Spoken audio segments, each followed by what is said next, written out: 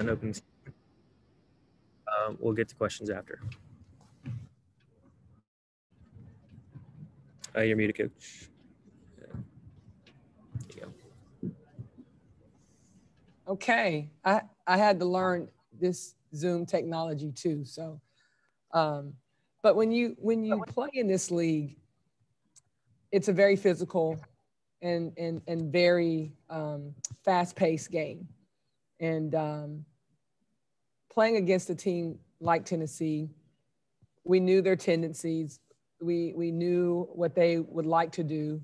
And the area that we put a lot of emphasis on, and what we've always put emphasis on, is our defense and our board play. You control the boards, you control the tempo of the game. And tonight, I thought we did a poor job of controlling the boards.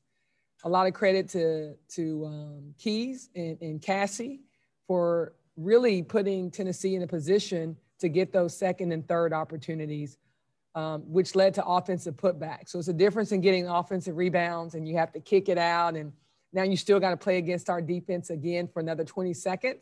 It's another when you get the offensive rebound and you're able to put it back up for a layup. And to me, that was the difference in the game.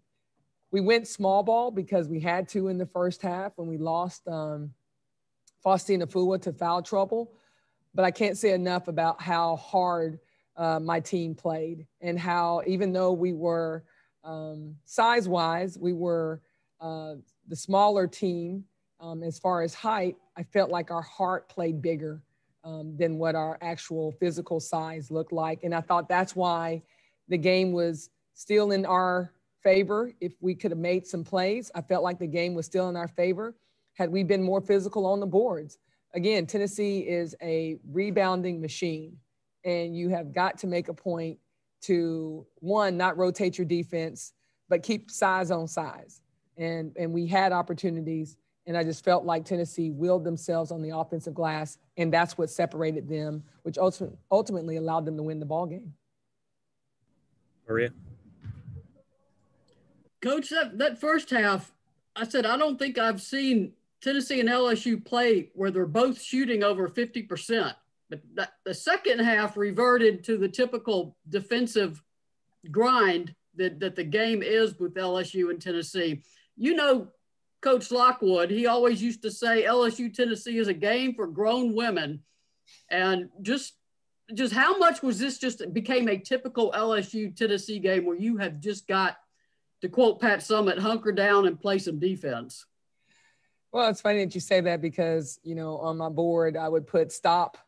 You got to get stops, and then you got to go down and score.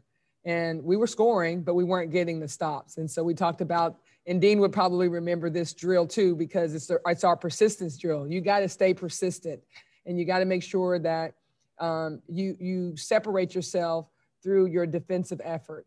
And we, again, I can't say enough about, one, these student athletes getting out there and competing and playing in the midst of two pandemics, if you will, and to be able to play this game at such a high competitive level after what all these teams and these student athletes have endured. So hats off to our student athletes for competing at this high level. We're still going to stay true to who we are. We want to turn you over. We want to force you to play against our matchup. We did not do a great job of finishing our defense. And that's an area that we can improve in. I know this sounds, Maria, you know me, and I've been doing this for a long time. We're moving in the right direction because I feel like our team is doing things to put themselves in a better position to win. Now, with that being said, we need to play more games before we come into SEC play. We knew that. And I feel like we're playing our way into SEC play when typically in the past, we've had a competitive non-conference schedule that is helping prepare us. And so this group is going to take what we didn't do well, and we're going to come back and practice. And obviously the bubble's going to be on all this week because you got to get ready to go against Texas A&M. And we're going to make sure that we are still staying true to our identity. And again, that's defense and board play. Offensively, we did enough to win this game offensively. Now we've got to make some layups. Like we blew a lot of just wide open layups.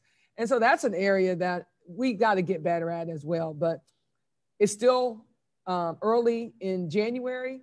This team still got a lot of games left in them. And I really feel as though our focus has carried over from last week to this week, and we're going to continue to get better. Jim?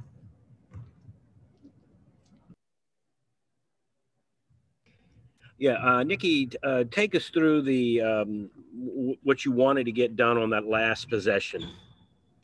Well, one of the things is teams going to try to take the ball out of KP's hands, but we've got another weapon in Tierra Young, and we wanted to go downhill. We've been successful going at the basket, and so when we were able to push tempo, we got in a little traffic, but the shot was right there. She could have banked that layup in. That would have been a great opportunity for her to have that confidence too. But, it doesn't just come down to the play that Tierra tried to make. I think it comes down to other plays. Prior to that, the momentum was in their favor at the free throw line. And you can't allow teams to get those, even though they didn't make the free throws, it still gave them the spirit of winning. And I think that's where we've got to make sure that doesn't happen again, where we're not trying to play to the last second. We got to make sure that also offensively, we're doing what we need to do to be the team in the lead going down the stretch late game. Maria? Coach, I had some folks ask me when you had some early losses in non-conference play, what was happening at LSU, and I said nothing. LSU does this every year. They have these uneven non-conference scores, and then the SEC starts and they turn into Lady Tigers, and that's the third quarter was vintage LSU defense. With that said, how frustrating was it to get 9 steals, but Tennessee somehow kept that lead? Well, when you look at our offensive execution, we win 50%, 6 for 12. Again, I thought we missed a couple of layups there. We're turning teams over plus 20 times. We want to score 20 points a possession, or if we got 20 turnovers, we want 20 points. We actually did a much better job in our execution because we turned them over 19 times, and that resulted in 26 points. So our ability to turn you over, obviously that generates offensive looks for us. But again, we should have made a couple more of those baskets. I felt like our turnovers gave us momentum, and we should have converted on them a little bit better. But this team is still growing. We're still finding ourselves, Maria. And it's an interesting dynamic when you do have veteran players. But really, the two that really stand out is Faustine and Kayla Pointer. And so when Faustine goes out an entire half, most of the first half, that changes the complexion of the game for us. We don't have another 6'5" kid that we can bring in to take up that space. And that's where we've been able to play Asia Petty. She's just a rookie. But I feel like the more experience she gets, I think the more opportunities we're going to be able to give her. Again, that we didn't have really a lot of time to play into the SEC schedule like we typically would, where she could have probably gotten more minutes and been able to help us a little bit more tonight. I think Kelly Harper might have said it best. She said nobody in the SEC looks forward to going to Baton Rouge and playing LSU because it's going to be a battle. So you seem to like the track your team is on. You think you guys got a high ceiling to get better in the SEC? I do. I do. Now, don't tell them that. I mean, I don't want them to settle for where we're at, but I do feel like our team is improving in some areas. This was a better offensive night for us. I thought the shot selection was a lot better. I thought our execution and playing downhill and being able to get to the rim was a lot better. I didn't think that we rebounded well at all. But when we did go small ball and had to go with all at the 5, we played tough there. And I think that's something that we're going to look at, not that you do it because, Faustine is out, but we also got to make sure that we can change that look up because I thought it spread the floor a little bit more for us when we went small ball. Maria, did you have another one? No, I'm sorry. That raise hand function just stayed up. That was it for me. Thank you. Will, did you have anything? Yeah. All right, go ahead. Along the same, Coach, you've mentioned, a couple of times about feel like trending in the right direction, and this result maybe not what you wanted, but was this one of your better complete games? There weren't any lulls. You didn't have any long stretches in complete. Considering you played almost half the game without Foss, it was like a very good performance for you. Yeah, I mean, we've got a little work to do.